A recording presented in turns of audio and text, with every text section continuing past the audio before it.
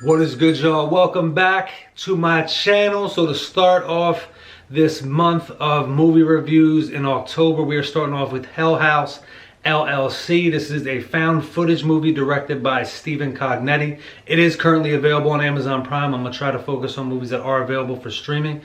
And now before we get into the movie, just my brief thoughts on found footage. I either really like it a lot or I absolutely despise it and cannot stand it. One of my favorite movies of all time is The Blair Witch Project. One of my least favorite horror movies of all time is Paranormal Activity and that whole franchise, which is absolutely terrible.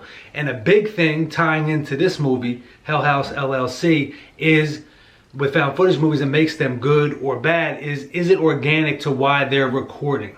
So in Blair Witch Project, that she's doing a documentary, makes sense, they're out in the woods, she's doing documentaries of something that happened in those woods. Paranormal Activity, he's just recording because he has recording equipment. This movie, the Hell House LLC, it is a group of kids, and what they do is Hell House LLC is a business. It is a company where they set up haunted attractions. So this haunted attraction that's set up is outside of New York at the Abaddon Hotel. The movie is based around a tragedy that happens on the opening night of their attraction in October of 2009. Now, there's three sets of footage that make up the movie. One is a YouTube video of someone that was at the location on the night of the tragedy that caught brief glimpses. There's someone doing an investigation of it, but the bulk of it is the making of the hotel. Now, the hotel is already abandoned, it's spooky, it has that lore, and you feel just an eerie vibe in the town, and the group of kids are staying at the hotel, which makes it even more creepy. Now, me personally, you would never catch me doing something like this, although I love the idea of, you know, just that doing that for a living, like setting up haunted houses. That would be awesome. After watching this movie, no go. So it already has that vibe. Now, these kids are very good at setting up a haunted house. They're very good at the props, the attractions. They only have 3 extra actors that come in to help them. Most of it is just mannequins, but those mannequins are laid throughout the hotel. And it starts out in like late September, but every day they get more progressive. They're setting up the lights, they're setting up these clowns. Oh, those clowns. Oh my gosh. Now, I'm not one to be afraid of clowns, and I'm not saying I was afraid of those, but they looked very realistic. Now, naturally, the scariest part of the abandoned hotel is the basement. They did such a good job with this movie. It could have easily been very corny. Now, what makes it really scary is you're watching the making of how they make the haunted house. Now, it would make sense that they're recording this because they have a website, they have a business. People would want to see the making of. That's kind of cool. I get that. If I went to a haunted house and they had a website, I would like to see how they made the haunted house. If I really liked it, that'd be cool.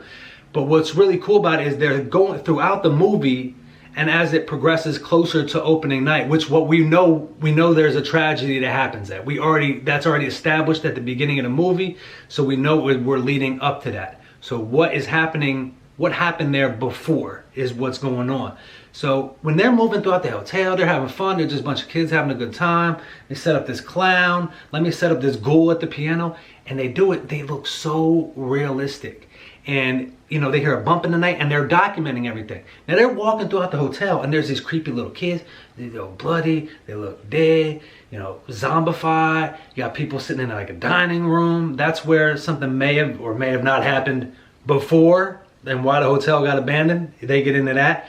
But they're moving throughout and like they know that's all fake. It's all props and stuff, right?